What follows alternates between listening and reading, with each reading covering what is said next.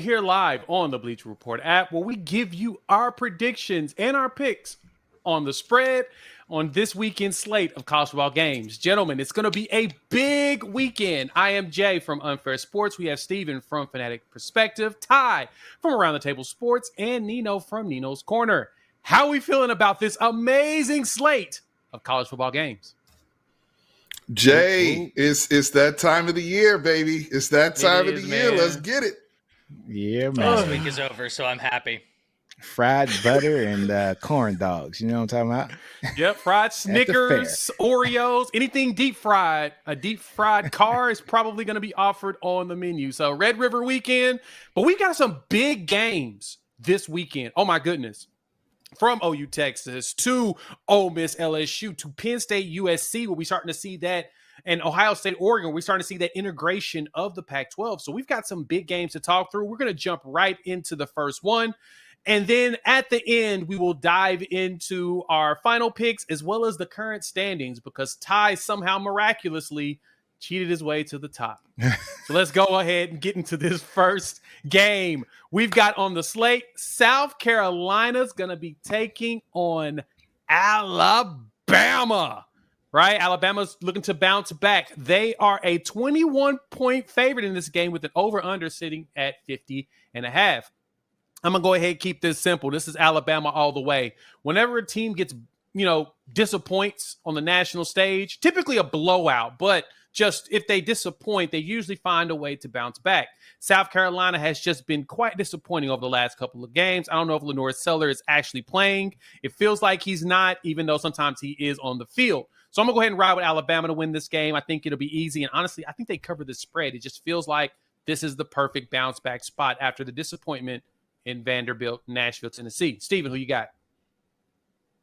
I just wanted to share my condolences with our brother and friend here in Christ, Ty Hayes, after what occurred last week. I can't imagine going through that type of trauma that has fallen and been beset upon the Alabama fan base. And one Kalen DeBoer. I don't know if anybody heard Legends Call on Paul Feinbaum's show, but man, he set the tone for the week. And look, Ty, they can't lose this game. Okay, so give me Bama for everybody's well-being, for the hey, things are okay. Also, South Carolina, Jay, you kind of hinted at it. Their season, to me, that LSU game, that was one of those games where if they had won, I think it would have propelled South Carolina.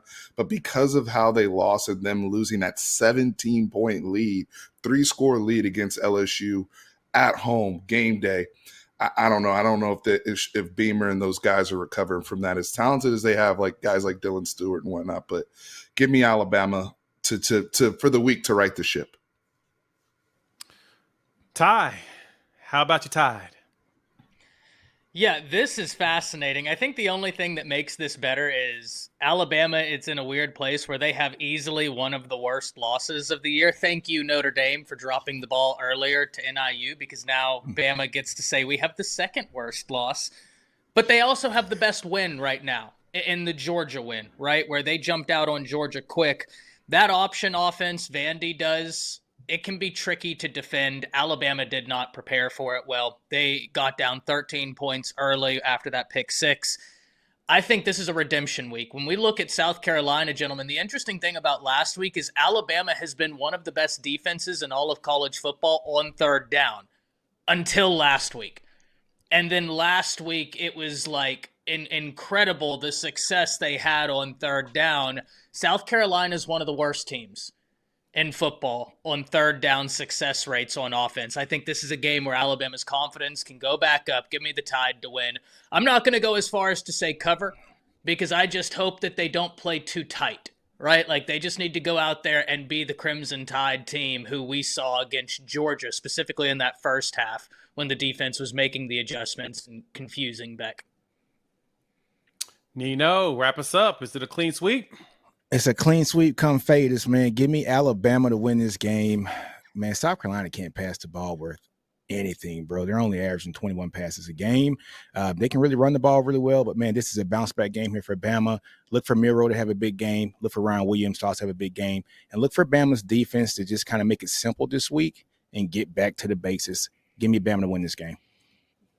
All right, let's jump to the next game. It's probably one of the biggest games of the week just because the rivalry is ginormous. It's OU Texas weekend. It is the Red River rivalry shootout, whatever you want to call it, in Dallas, Texas, at the State Fair. Oklahoma in Texas. Texas is walking in as a 14.5-point favorite with it over-under only at 48.5. I'm going to open up and just make it real quick because I'm the only one that's going to pick my team. I'm picking the Sooners, of course. I got to pick the upset. I just got to pick it. But the logic behind it is only one thing. I'm really confused at how great this Texas team is that they would only give them 14.5. I think that the odds makers think that this is Red River. Something stupid happens every time. So we're going to ask the question, can we get some Sooner magic this weekend? I'm going to pray for it. If Quinn goes out there and play, I'm hoping that we put a lot of pressure on them and let that rush show. Give me the Sooners. I think that they win. I think it's going to be a low-scoring game regardless, but I'm going to go ahead and pick my Sooners just because I want to see Steven's face. I want to hear everything he got to say. Pass it on to the guys. Go ahead, Steven. So I like the reverse psychology here of, how great Texas is because the spread is in war. I see what you're doing. These are very nefarious tactics that Jay has resorted to, but that's what people do when they're desperate. Especially in a week like this, when they know belt to ass is coming to their team, right? Belt to ass is coming to this team right here. You see this? This is coming, Jay. That's the reality of the situation because Texas defensively is better. Offensively is better. Quarterback play is better. And the thing is, OU, you guys have, 5 receivers out? At some point you need horses, and I just don't see enough. This is just straight fan talk for me. We can get into analysis and all that after the game and whatnot, but give me Texas belt to ass over OU up in Dallas. Hey, I wouldn't have expected anything less. I actually been disappointed if you actually threw analysis in there. I need some fan stuff. This is supposed to be good. Ty, now give us analysis, Ty, and then Nino give me more fandom. Yeah, this is the beautiful thing is I can resort to the analysis here, and then you guys can talk the fan talk. I'm here for it. When he pulled out a prop, I did not see that coming. Well played, sir. Well played, sir. He's had 2 times this year that will forever live in infamy in my memory. When I'm 95 years old, I will remember it, the belt. And then Sheehan Kyler Murray when talking about Boston College's quarterback. That is an all-timer. Give me Texas in this game. And when I'm going with the analysis, Steven, you started down the line of logic I was going to use. Oklahoma has 5 wide receivers out, and that's the talking point, but it's deeper than that. One of their best defensive backs is out. Their offensive line is patchwork because they've gotten some injuries there too. Their quarterback that they started the year with is benched. Hawkins comes in, and I must be honest, I'm having a lot of fun watching Hawkins play. I think he's an extremely talented young man. I think he's going to be a really great quarterback for OU. I'm excited to watch him suit up, but there's so much more continuity with Texas. Gentlemen, and Nino, I kind of want to hear you speak on this. When I look at Texas, I think they're absolutely deserving of the number 1 rank. But I just don't know how good the Texas team is yet. Don't mistake me for saying they're not good. I think that right now they are the best team in college football. But how, if you're telling me what's their cap, I don't know. All I know is from watching them play, they are a really, really good football team who mitigated the losses they had last year of all the guys they sent to the draft, as well as you could possibly hope to, looking at that interior of the defensive line. I'm a Sark fan. I wasn't worried about the wide receivers. Give me Texas. I think they're going to get this done. Nino, now do not give me analysis. I need fandom. This is why we're here. We can talk analysis after this one, but give me props. Give me noise talk. There you go, Steven. Hey, BTA, belt to ass. Texas is going to demolish Oklahoma. Yes, I said it. They're going to cover the spread. The only hope Oklahoma has in this game is turnovers. And if Quinn comes out rusty, that's the only hope that you guys got in this game. Texas is too deep at wide receiver. Oklahoma has allowed 26 passes of 15 yards or more. It's 3rd worst in the SEC. Not best, 3rd worst in the SEC. Auburn with Peyton Thorne had 3 or 4 40-yard passes, and you think y'all going to have Isaiah Bond and Golden and Jonte Cook and Ryan Wingo and Bolden and DeAndre Moore, you think they ain't gonna go off with Quinn coming back? And if Quinn doesn't play, which you know Quinn's gonna play, we got a dude named Arch Manning on the bench that you fans said was a 3-star if his name wasn't Manning. How that's looking now? Because your 5 stars on the bench right now because he couldn't get the job done. Give me Texas to win this damn thing. They're going to cover. We're going to win. And we're going to eat corn dogs, fried Oreos, and fried butter after the game. Hook them. All right. That sounds like a heart attack, diabetes, and everything. All right. Now, let's get back to the actual analysis here. Next game, we got Florida and Tennessee out there at Neyland Stadium. Tennessee is a 14.5-point favorite at the crib. I'm going to go ahead and simplify me. I'm going to go with Tennessee. That loss to Arkansas was horrific. Luckily for them, it was on the road. So that kind of helps. Nico is still trying to figure things out in this system. We do see that Josh Heupel is the starting quarterback right now, but at some point, Nico's going to figure it out and get his reads on his own. I don't know who Florida's going to play at quarterback. Supposedly it's going to be Mertz. If it's going to be Graham Mertz, they're going to lose by a lot. If they play Lagway and just let that dude figure it out on the field, which is probably the thing to do, Napier, you want to keep your job, play Lagway. I don't think he's smart enough to do that. I think he wants to get fired and get that buyout. Give me Tennessee to win this one. Steven, who you got? You know, Tennessee, that was one of the teams I thought before the Arkansas game was in that certified group of teams that Ty kind of referred to during the Texas OU pick. And Ty got me thinking, how many teams do you trust in the country right now? Like I actually do. What we've seen from Texas, they haven't given us anything not to trust. I had Tennessee in that trust list until Arkansas happened. And I'm concerned. You know, the OU game was one thing. They had a lead. They could be conservative with Nico and how they were playing offensively, and they were still running the ball pretty effectively with Sampson. But then we did not see that typical aggressiveness in Arkansas whatsoever, and it looked like they were a little shook in Vietnam to keep it a buck. Florida's not really good. I'm picking Tennessee here, but I have my concerns. I need to see Heupel and then get back into humming. Where's that offense? Where's those 50, 60-point games, those big splash plays that we were seeing in September, right? I want to see them get back to that. So give me Tennessee here as a little bit of a get-right moment, but I would not be surprised if this game turned into a struggle. I would not, because something's a little off with what I've been seeing from Tennessee. Ty, who you riding with? I mean, I think I know who you're riding with, but you're going to give us analysis. You're not going to give us fandom. Who you got? I'm going to go with Tennessee. And the reason why, gentlemen, is when I look at that Arkansas game, yes, if you're a Tennessee fan, you want to get that win. You feel like you should get that win. But we have talked about Arkansas here on the panel multiple times. They've got solid running back play. That quarterback is explosive. If nothing else, you have got to scheme for him. Because if you give him an inch, he'll take 2 miles. When I look at Florida, I don't see the same ability to be explosive. Now, Steven, I love where you are going with this. Because we saw Heupel, how much were they up on that team when they went for the onside kick? I mean, just absolutely being pedal to the metal. And we haven't seen that the last 2 times. Yeah. We've seen Heupel. It looks like they're like, okay, now we're in the SEC, let's get more reserved, where if in my mind, it should be the opposite.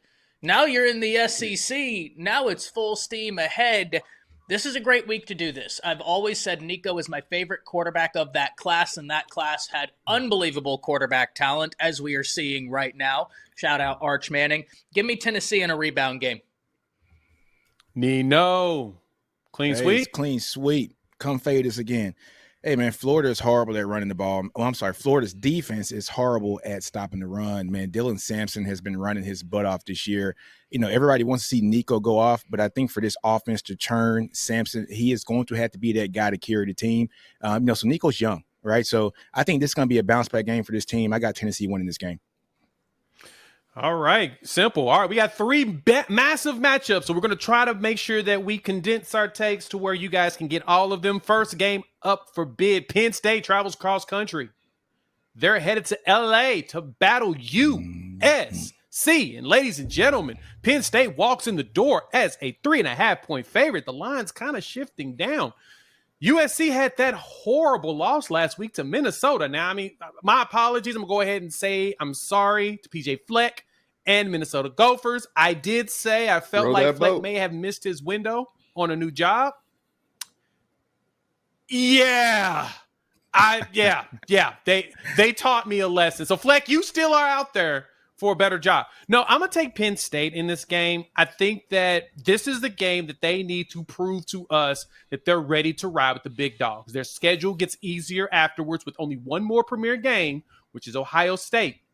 If they ride this out with only one loss or maybe undefeated, they're in the Big 10 championship, and they're also in the playoffs. Penn State needs this a lot more than USC, even though a lot of people are calling for Lincoln Riley's head already. Give me the Nittany Lions. I think they win this one on the road. Steven, who you got? What a disappointment from USC. And some of this stuff is what people talked about when they went into the Big Ten, of them going up north and winning some of these football games, especially when things get into the phone booth. And when they went into Michigan, and they played well against Michigan, but they lost the game. They go to Minnesota and lose a game they shouldn't lose to a team like that with what they have on their roster. And now you're facing a Penn State team that has equivalents on their roster to what you have. Jay, I'm with you, man. Give me Penn State. This game is about Penn State. USC, I don't trust them anymore, but they should hold it down at home. However, Penn State has that ability to make some noise this week. Now they're in the top 5, more eyeballs. Expectations are there for James Franklin. Drew Aller playing, trying to put himself in that first round conversation. He's got weapons. They've got guys in the trenches. I really like how the defense has come along recently. This is the time where Penn State can earn some trust. Are you going to earn some trust? Give me Penn State here. All right, Ty, who you got? And in the chat real quick, you're saying no one's calling for his head. I promise you, I'm seeing it everywhere. It's populating. Now, the logical fans aren't, but irrational folks are calling for Lincoln's head. Ty, who you got? Yeah, and just for the USC fan out there, just remember, fandom is filled with irrational people. Bama beat Georgia, lost to Vandy, and people were saying Kalen DeBoer is not the guy. And I'm sitting here like, all right, the guy just wasn't in the natty, I guess, whatever. So, in fairness to you, the logical fans aren't, but fan bases are filled with illogical people. But I'll tell you what is logical, and that's Penn State winning this game. Because when I look at USC right now, I have more questions than answers. When I look at Penn State, don't get me wrong, I have plenty of questions, but not to the same degree I have about USC. USC's turned the ball over a healthy amount. I think Penn State handles the football a little bit better. And gentlemen, my favorite player on USC, I don't know if he's playing. Luke, if you hear this, let me know. Eric Gentry. There's talk about, even Lincoln Riley was talking about him possibly redshirting and said there's no final decision yet. That's not encouraging. He is the leader of that defense, and if he's saying, well, he could redshirt, but we don't know, there's no final decision yet, I don't like that. So I think Penn State takes this dub. Nino, clean sweep. Clean sweep, come fade us. All right, man. Look here, man. When I look at USC's team, what are they great at? I mean, are they great at anything? Is as much of an offensive guru, as their coach as Lincoln is, they have kind of decreased every week. So look, man, our friend Chris with a K told us this before. He said Lincoln Riley is great at the first game of the season, and he's great, like in a championship game. Everything in between, he's going to lose one or two because he just gets out coached, and it looks like that's what he's doing. One thing I do know about Penn State, they are really good at what? Defense. They got a top 5 defense, and they run the ball extremely well. That defense is going to travel. Singleton and Allen, as the running backs, are going to run the ball very well. USC just lost Bear also, man. He is gone. The interior of that D-line might get tore up this weekend. Give me Penn State to win this game, folks. Yeah, two things that travel, defense and run games. And Penn State's got both. Next game up, we've got an SEC Classic. We got Ole Miss going down to Death Valley to play against LSU. At this point, Ole Miss is a 3.5-point favorite, which is kind of surprising. Over-under set at 62.5, which means this is going to be a potential shootout. I struggled with this one, right? Ole Miss disappointed me last week, taking that L. That made a lot of us look bad. Like bad. That Ole Miss was not supposed to lose that game to Kentucky at home. But then they went ahead and bounced back in South Carolina, which we expected South Carolina game to happen because South Carolina has regressed. LSU, we've got a lot of questions about them now on defense with Harold Perkins out with that ACL tear. I felt like he was the heart and soul of that defense, and he ain't there no more. Can Jackson Dart play calm? Can he make it happen a lot better than he did against South Carolina? I think they do. Give me Ole Miss. I think this is the bounce back game from the big loss at Kentucky on the road. I think they feel themselves here, and they go out there and just dominate LSU. I think Ole Miss's defense is better right now. They're playing better defense, and their defensive line is really good. And that LSU offensive line that we thought was going to be like the Secret Service, few games, they've been pushed around. They kind of surprised everyone. Now, Caden Durham is doing his thing in the run game. The true freshman, 244 yards, 3 touchdowns on 29 carries. I can't even argue it. But I think that Ole Miss goes in there and they win the game on the road. It's at 6:30. It's a night game. Could be concerning, but I think Ole Miss squeaks away. Steven, who you got? Night games, Jay, like you just mentioned at Death Valley, are supposed to mean something. What happened to the country I love? Where we're out here picking against we're picking against the boys from the Bayou out in Death Valley at night. Wow.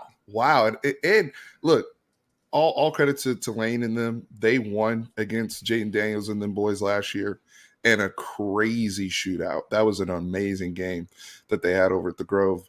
I think LSU gets their get back this year, though. At night, Death Valley. I'm sorry. I can't. I don't trust Lane all the way like that to pull that off in that environment. Ooh. And beat BK back-to-back years. That would be true. That would be something.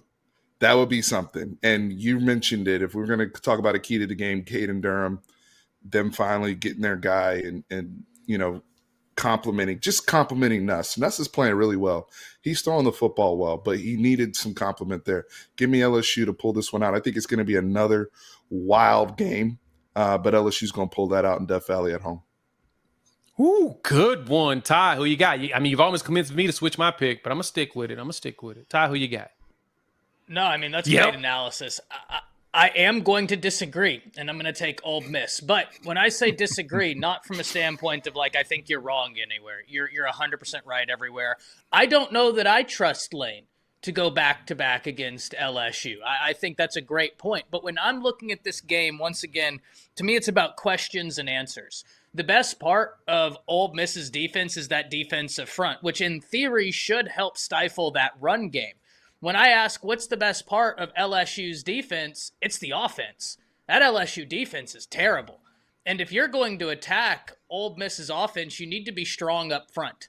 I haven't seen that from LSU this year in terms of consistently being that big-time defensive line. Now, they did some great hires this offseason. I have no doubt that in a year or two, we're going to be singing a very different tune about this LSU defense. Love the coaching staff they assembled. They just didn't have the bodies in order to go out there, right? Give me Ole Miss because I just think Ole Miss versus LSU's offense, that's a wash. But I do think on the defensive side, Ole Miss might have a bit of an advantage over the Tigers. All right, Nino. It's funny. Everyone's looking at Steven, think he's got that confidence. Have to let him know. He's got that confidence and Henny in the system right now. So he's feeling good. Nino, who you got? It's not just the Henny. Steven has the white Henny in his system. It's a little bit stronger, a little bit more potent, right, Steven? Hey, you got to talk to him about that pure white, baby. Oh, God. I got a ball. Oh, man. You know who you got? Hey, man, this is going to pain me to say this as a kid that was born and raised in Shreveport, Louisiana, the port city, you know what I'm saying? But look, I'm going to go Ole Miss this game. You know, look, man, LSU's defense, their pass defense is horrible. It's just straight atrocious, man. Jackson Dart's going to carve up that defense like a hot knife going through butter. They're going to win this game, and they're going to win it in Death Valley. And mind you, I know the Death Valley fans. I know the LSU fans. Yes, I'm from Louisiana. I've been to the games in Baton Rouge at night. It is a different atmosphere, but I think Lane gets it done this week. I just think his offense is going to be too good for that defense. Y'all trust Lane that much? I ain't saying I trust Kelly that much. I know. There you go, Ty. Are we really putting our hope in BK? We're looking at the Spider-Man meme right now. Who can I trust more? Yeah. And I don't trust either. But it does feel like LSU's defense is just a little bit worse at this moment. Okay. BK lost to USC. I know. It's just crazy seeing you go against your kinfolk over there, brother. It felt wrong. Yep, see? Family ties. Big game of the week. I don't care what nobody say. This is probably one of the biggest games. And this is one of the reasons why realignment everyone was pushing for. Oregon hosting Ohio State in Eugene. My goodness. We don't get these type of matchups very often, except for a neutral site at the beginning of the season. For it to be a conference deciding game, massive. Ohio State walks in as a 3-point favorite. And I'm going to be honest, that shocked me. Oregon has not looked all that good in every game. There's a lot of games where they look like they just couldn't figure out their offense. They just felt inept in certain situations, but then they would close it out. The defense is, solid, but it's not what we thought. I thought it was going to be better than that with all the players they picked up in the portal over the last couple years. Ohio State walks in here with an offense that we're still trying to figure out. Is it good? Is it good? Is it great? We don't really know yet. I think that Ohio State's going to actually prove something because this is that prove-it game. This is the game that Ryan Day needs to get people off his back for about 2 weeks. Then he's going to have the next one against Penn State. Then he'll have a few more weeks. And then he has the big one where everybody's like, you lose this game and go only have one loss this season, we're going to fire you, which is an absurd notion to even state. I think Ohio State wins this game, though. I think that Will Howard goes out there and carves up that defense. I think the run game, the two-headed monster that Ohio State has, it's going to be just a little too much for what Oregon can handle. Give me Ohio State. I don't know if it's a big win. The total is 54.5, so I think it's going to be close, but I think they do cover that spread. Steven, who you riding with? You brought up Ryan Day, and to me, this is number 2 versus number 3. So this is another game where these are two teams, going back to what I said earlier, who do we trust? Who do we know for sure is good and it's going to be in the playoffs, going to be there in January? And both of these teams have a case right now at 2 and 3 and playing in Eugene. Ryan Day has lost 8 football games since he has been the head coach at Ohio State. 4 of them are bowl games. And then I think 3 of those were playoff games, right? So we know he's had the other ones against Michigan, but the other loss was against Mario Cristobal and Oregon in 2021 when they came up there with C.J. Verdell and Anthony Brown, and they controlled the line of scrimmage in that game against C.J. Stroud and Jackson Smith and Jigba and them boys. I like Ohio State in this game with all that preference, and it's because of the line of scrimmage. I think Ohio State is more equipped. I think they've been a little bored. And they've been waiting to really match up with somebody. And I haven't seen that same type of physicality, raw physicality that Oregon had when they had Penei Sewell and them guys, and they went up to Columbus and move them around. So give me Ohio State, Ryan Day, and he reminds people why he's 61-8 as a head coach. And we are really nitpicking here. I know he needs to win the big one, but he's still a very, very good coach, and he doesn't lose many of these games. Ty, who you riding with? I'm riding with Ohio State. And first off, how lucky are we as college football fans that we get some of these games? I mean, specifically this weekend, you have the Red River Shootout. You have this game. But if we take a step back, You have Georgia, Texas. I mean, you have some of these games are such great matchups for fans. I'm incredibly thankful for that. Steven, you're 100% right. I think going into this season, I looked at this game and I was like, I think this could be one where Ohio State drops. But as the season has gone on, my questions remain about Ohio State's offense. Not asking, are they a good offense? I think they're good. How good? Right? That's the big question for me is how good are you? I don't question that defense, though. I think the defense is playing real good football. I've seen people try and nitpick Caleb Downs by showing the stats that he doesn't have a bunch of tackles. And I'm like, yeah, if your safety isn't getting 45 tackles, it means your front seven's doing their job. Great. Yep. Like, I don't understand the argument here. Oregon has left a lot to be desired from me because I know they're talented. I think that they're going to come out and look real good in this game. I think this game is going to be very close, but I think Ohio State gets it done. And Steven hit the nail on the head. For a coach that has the win-loss ratio that Ryan Day has, it feels like this year is a year where it's like, okay, it has to come together this year. I don't know why. Maybe the way last year ended up, but this year you have the talent. Great opportunity to go improve who you are. Nino, clean sweep, or you feeling an upset in your system? Hey, man, clean sweep, come fade us. But, but first off, man, look, man, I couldn't not pick Ohio State. My stepsister who lives in, Ohio, big Ohio State fan, Tracy would not probably answer my phone calls if I didn't pick Ohio State this week. But I'm picking Ohio State, man. Look, Juckis and Henderson are both averaging about 8 yards a carry. I mean, I want you guys to think about that. For the season, they're averaging 8 yards a carry. And then if you stack the box against them, they got this freshman, like that nobody's talking about because Ryan Williams looks so good.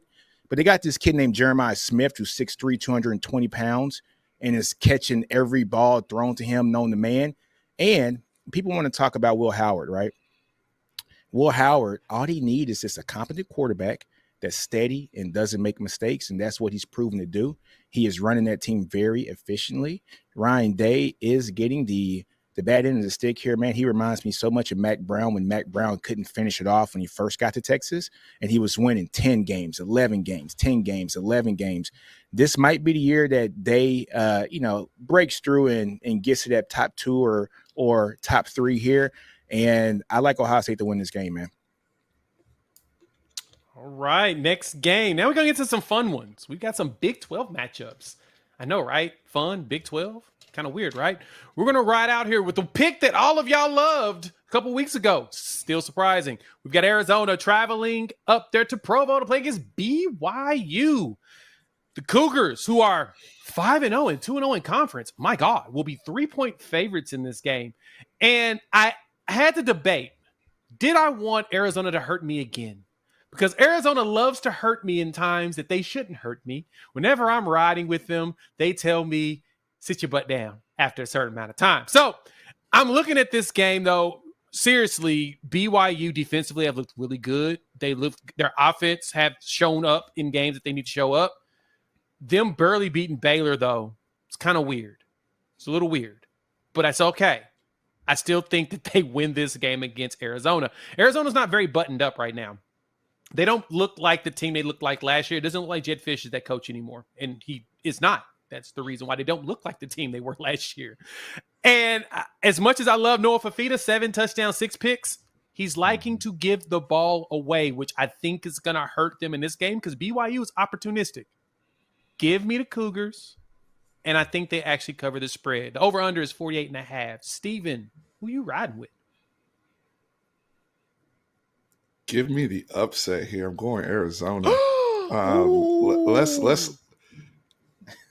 correct me if I'm wrong, but these dudes went up to Utah already and beat Utah, right? They did. On the road. So, I mean, at this point, Cam Rising didn't play, but yes. We can say. I mean, then they did the whole thing with that's been Utah's MO for the last 2 years about Cam Rising not playing. Touché. I mean, that's just part of their culture at this point.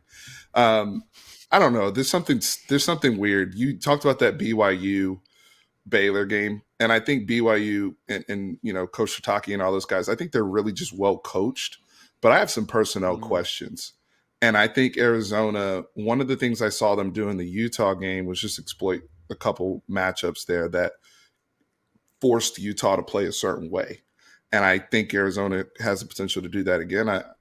I'm going with an upset here. I like Arizona to expose BYU athletically on the perimeter, if you will. Okay, Ty, who you riding with? Yeah, there's no doubt that Fafita and that wide receiver are must-see TV. Give me BYU.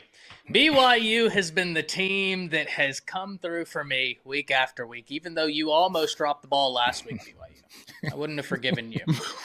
But whenever I look at this, whenever you look at BYU, gentlemen, they have the number 5 team passing efficiency defense in the nation. And when I look at Arizona, I'm like, if you're not getting it off, how you win the game. Arizona has left a lot to be desired this year. I think BYU has the means to attack them in a variety of ways. I don't know that Arizona has that same argument. There is no doubt, like Steven said, if you're asking who's the most athletic cat on the field, it's that wide receiver who makes freakish plays. But what do you have outside of that? Are you going to, if you win based on him, hey, listen, awesome. I think he is an unbelievable player. I like BYU a bit better, though. Nino, wrap us up. Hey, man. I say it like this, man. 3 out of 4 ain't bad. Give me BYU. All right? When I look at BYU's team, there's nothing that they do just great. You know, like Steven said, they're just a well-coached team. They're just a really good team that plays together very well. Not a lot of passing yards, not a lot of rushing yards. I think their quarterback leads the team in the rushing as well, like 150 yards or so. So they're not just an outstanding team, but they play well together and they're coached very well. One thing they do well is force turnovers. They got 10 turnovers this year so far, 7 picks, 3 fumbles. And Noah is going to throw picks. He's thrown 6 in 5 games already. I like BYU in this game, man. They got it. Oh, okay. Final matchup before we hit all of our spreads. Another Big 12 barn burner. Legacy Big 12 team, Colorado, host Kansas State. The Wildcats are 3.5-point favorites in this game on the road. Oh, wow. Over under is set at 55.5. This one I did struggle with initially. Kansas State, after that shellacking from BYU, bounced back with a W over Oklahoma State. Took the bye week, and now they're preparing to travel across, the way to play an old foe from the old Big 12. Colorado went down to UCF and told us, no, we've got defense, and we like stopping teams that can run. They pulled out the dub convincingly at 48-21. I tell you that because Kansas State sucks at passing the ball. They're one of the lower passing teams in the Big 12. I think they're 15 out of 16 when it comes to passing, but they're top 4 in running the ball. Colorado likes playing teams that run the ball because their defense actually can stop them. That's the one thing they stop. They're not stopping much passing. Look at Dylan Raiola, but they're going to stop you if you're going to try to run all over them. I'm picking Colorado to win this game. I just like Shedeur and Travis Hunter, who to me is right there with Ashton Junty for the Heisman. Hunter is ridiculous on both sides of the ball, and he's playing just about every snap of the game. It's absurd. But Shedeur Sanders is having a really good year. 1,600 passing yards, 14 touchdowns, and only 3 picks. Kansas State cannot pass the ball. They're going to have to run it. And I think Colorado's defense, who just got Shiloh Sanders back, so their entire defense is whole again, will probably go in there and stuff a lot of that run that they're going to try to do. Give me Colorado to win this one. Steven, who you got? Shout out to Travis Hunter. I'm glad you mentioned him. He's actually, I have him number 1 in my Heisman standings. And I know Ashton JT is on Barry Sanders' 1988 pace. I think it's the 2 of them and then a gap. And then I got Cam Ward, Diego Pavea, and Curtis Rourke of Indiana rounding out my top 5 Heisman candidates. But that's neither here nor there. When it comes to Colorado, Kansas State, I think this is going to be a wild football game, y'all. I think this is going to be a fun one. I think this might be the funnest game of the weekend. And we've talked about some really, really potentially shootout games. I mean, we got a rivalry game. We got Oregon, Ohio State. We got LSU, Ole Miss, which we think is going to be fireworks. I think Colorado, Kansas State's going to be up there with them. I like Colorado, though, because Shedeur and Travis and them know how to get it done when the money is on the table. When it's high leverage moments, and it's 39-38 and we might be going to overtime. They just seem to be in those situations all the time. And Kansas State's resume is starting to look a little suspect. And I don't know how much of it is their fault, but Oklahoma State is trash. I mean, let's just be honest. Look, Texas and OU left the conference, so like nobody smells it now. I mean, because they're playing over on CW every week. But Oklahoma State's terrible. So, I mean, I don't know what to take away from that. But give me Colorado here, and Travis and them putting themselves back up. People have forgotten after the bye week. Oh, that ether to make your soul burn slow. Ty, who you got? Dub. Listen, I'm going to take Colorado. And here's the one thing I will say. Steven, to your point, I love Travis Hunter. Ginty has the most yards in college football right now, and even if we look at his yards after contact, he has 20 less yards than the number 2 rusher in the nation, just in yards after contact. That man is running away with the Heisman Trophy. Listen, that man is playing unbelievable football right now, already over 1,000 yards. He would be number 3 in the nation if we just eliminated his yards before contact and looked at yards after contact. Looking at this Colorado game, guys, Kansas State can't stop the ball being passed on them. They're 70th in the nation in team passing efficiency defense. This was the reason I picked Colorado over UCF a few weeks ago. That pass defense for UCF was atrocious. They couldn't stop them. I foresee something very similar happening here. I do think Kansas State's a much better team than UCF. I wasn't very impressed with what I saw from the Knights thus far this year. I think this is going to be a more difficult game, but I think Colorado's well-equipped to take the dub. All right, Nino. Clean sweep, family ties. Yes, clean sweep, man. And to the Colorado There fans, we I just go. want to say one thing. Toretto family's back. I apologize. He's picking 2 family weeks again. ago, picking against those great Buffaloes. I'm sorry about that, fellas. But I will say this, Steve. I will say this, man. Avery Johnson and Giddens, man, they can run the ball very well. But like Jay said, Colorado can stop the run also. But Colorado takes things very personal. Coach Sanders takes things very personal. And who does Kansas State have in that running back room that used to play at Colorado last year? Dylan Edwards. They got this little kid named Dylan Edwards, man. I think Colorado's going to take this game extremely personal. I think they show up for this game. I think they win this game. I think it's too much firepower at the wide receiver position. Travis Hunter, you got Horn, you got Wester, you got Shepard, and of course, Big O, shout out to Vivian, Louisiana, Oil City, Rodessa, Caddo Parish. I see you.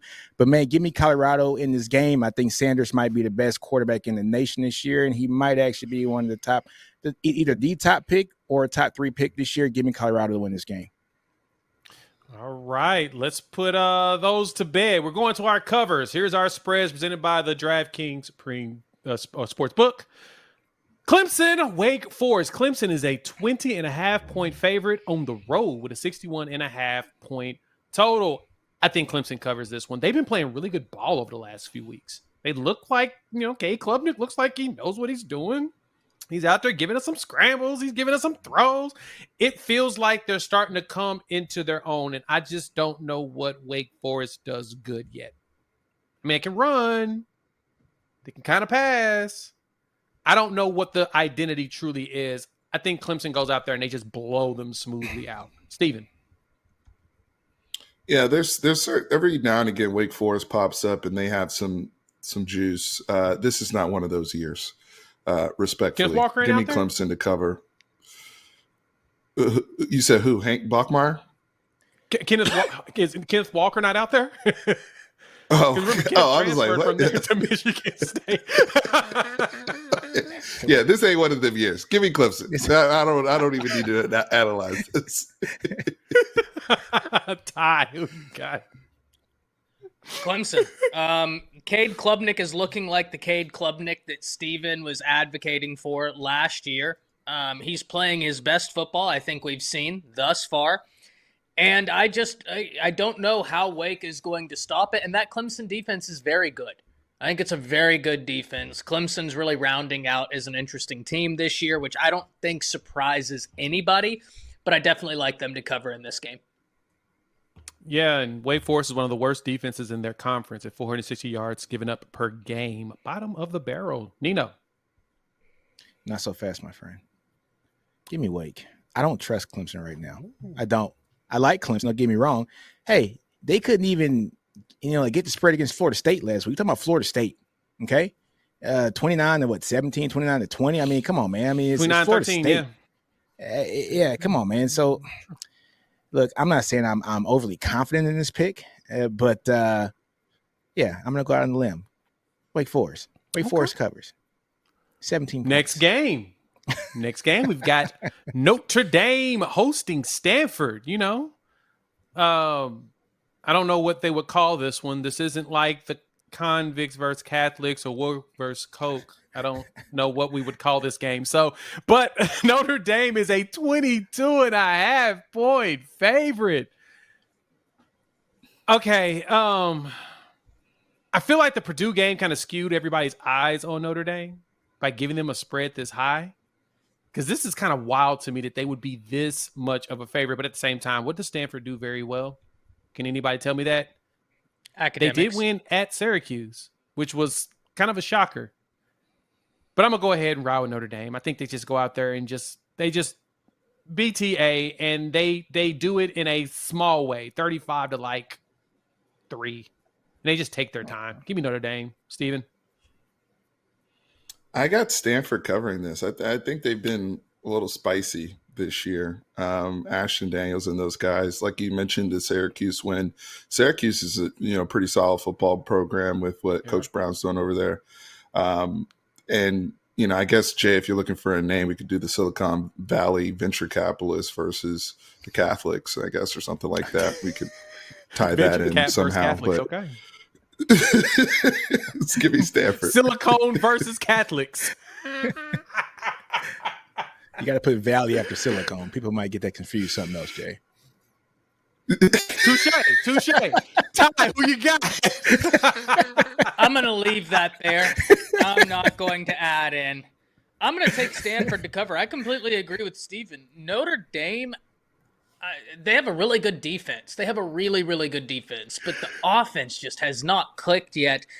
And I don't like this spread. I think Stanford can get it done. But, Nino, before I pass it to you, a point of clarification. I said Ginty would have been number 2 in the nation in yards after contact. He'd be number 3. Caleb Johnson has 766 yards. Amarian Hampton has 764. Ginty has 755 yards after contact this year. So he'd be the third leading rusher in the nation if we took away his yards before contact and only looked at Yak. Jesus. All right, Nino. Hey, man, give me Stanford, man. I don't trust Notre Dame at all. I just don't. I don't trust their offense enough to score, honestly, just enough points to get a 23-point lead, man. Like you said before, Jay, that game against Purdue, kind of skewed everybody's, thoughts on them. Yeah, you know what I'm saying? So give me Stanford. Okay. All right. Last one. And then we're going to go into our mortal lock so we can explain ourselves. Give me Georgia versus Mississippi State. Mississippi State's traveling out there, and Georgia is a 34-point favorite. Jeez, Louise. Simply put, Georgia's going to smack them around. They need to cover a spread. It's been a while. They didn't do it against Auburn, right? That was the game that everyone thought they would, and I knew that Auburn was going to muddy that game up. But this is the one where they go ahead and say, we got to do it. We need this. We need this for morale. The win against Auburn was not enough. We need a blowout. Give me Georgia. Steven? Yeah, I like Georgia here as well. And Mississippi State, I thought they played Texas a couple weeks ago really well and hard with some of the adjustments they made in their lineup with Michael Van Buren and whatnot. But that's now on film. I think Georgia's starting to open things up under Bob. That Alabama game has forced Georgia to open things up more, and I think they'll continue to do so. I actually think they're going to cover this. Before, I would have been hesitant on it, but I think they're going to cover this 34. Ty. I got Mississippi State. A deep breath. I think Georgia's one of those teams where they're going to win. They're going to win convincingly, but I could see this being a 31-point win for Georgia. So because of that, I think Mississippi State covers the spread, and I just mean just barely covers. The one thing Mississippi State does decent right now, they did it decent against Texas, is run the football.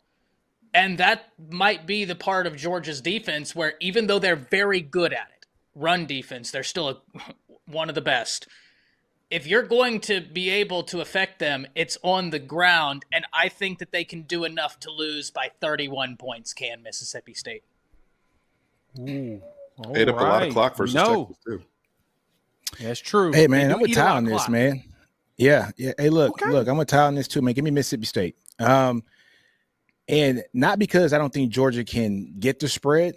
I just don't think Georgia has run the ball well this year. I think this is going to be a game where Georgia knows that they're going to come in and, and actually win this game, right? But I think this is it, this is a game where this offense is going to try to get back on track, and I think they're going to try to force the run this game and try to eat up clock and try to open up that run. We've seen what their passing game can do against Bama. We saw it last week as well. But I think this is the week where I think they try to get right, just in that run game and hopefully eat up a lot of clock. And I do think they win by like 4 touchdowns, but I just don't see it being about 34 points. I can totally understand that. And Georgia has Texas the following week, which will be their 4th game right after their bye. So you may want to preserve bodies. I totally get that. All right, mortal locks of the week, the games that we say that it's going to go down. Give me that first mortal lock. I'm going to go ahead and tell y'all, give me the Buffaloes. I think Colorado pulls it out. Kansas State is awful in passing defense, as Ty pointed out to you all, and they cannot pass the ball themselves. So if they think that the only thing they can do is muscle Colorado, who has been playing with a lot of muscle over the last couple of weeks, got another thing coming. Give me the Buffs as my mortal lock on the money line. I don't think they just cover. They win this game. Steven. So I am going Wisconsin money line versus Rutgers in New Jersey. Rutgers is favored by 2 points in this game. Luke Fickell. That's a good one. They took an L to Bama. They took an L to USC. They were very competitive in the USC game for it. That game got away from them. They did get their opportunity to get their Purdue last week, 52-6, and they are very, very banged up. But Luke Fickell needs a big win. Not a big win, but he can't start losing. Even though Rutgers is pretty good and 4-1, Greg Schiano's done a good job back over there at that program. I saw some things again in that Nebraska game last week that makes me feel a little bit better about Wisconsin. I think they go to New Jersey and handle their business and win out. Ty, who you got? I love that pick. I really like that pick. I looked at that one, didn't want to commit to it, but I love that you did. If you know me, there's a team that I have advocated for a while, and that's Maryland. They take on Northwestern. Give me Maryland to cover. Whenever you look at Northwestern, they're number 124 in the nation in rushing efficiency, and that's the one area where Maryland's defense hasn't quite been there. Then the question is, can Maryland score enough to cover? Against Northwestern, I think the answer is yes. The line is 10.5 points. I like Maryland to win. I like Maryland to cover. That's a fascinating one. It's tonight's game, so that's a good one. Nino, wrap us up. Who's your mortal lock? Man, so my mortal lock, man, is I think Washington beats Iowa. I think Washington put the blueprint out there on how to beat Michigan last week. I think Iowa is a lesser version of Michigan, and I think Washington just really stacks up well against them. And I think, Washington is, I think, a 3-point underdog in this game. I look at Washington to come out and just outright win the game. Give me Washington. That's my mortal lock. Love it. We're going out on a limb on some of these, except for, Ty, he decided to pick a favorite. But it's okay. I totally understand why, because ain't nobody thinking Maryland's a favorite at all. Let's look at these picks on the screen. This is what we've got for this week. Got some clean sweeps here. What I expected. We've got some, it looks like Steven is trying to get back his top spot by throwing some oddballs in there with LSU and Arizona. And I totally understand that. Good stuff. Definitely good picks, and we're here for it. Yeah, it's going to be a fun week. And then our picks against the spread here. We're going to go ahead and take a gander at who we've got. Hey, Nino with the confidence in Wake Forest is fascinating. A good split with Georgia and Mississippi State. I'm, of course, the only Notre Dame believer. But those mortal locks are juicy. Check them out. Go put your own bets in, too. And let's look at the final standings before we get ourselves up out of here. Send y'all home after Ty found a way to cheat his way to the number one spot. Ty cheating. But it's okay. He's cheating. It's okay. We know that he's paying someone under the table to make his to slide himself up there. But hey, last week for me was fantastic. Probably my best week on this show. But thank y'all for pulling up again to College Football Prediction Roundtable presented here on the Bleacher Report app. For Steven, Ty, and Nino, I'm your boy Jay. We will see you all next week. Horns down, Boomer Sooner, Red River, let's ride. See y'all next Friday. Belt to ass, Jay.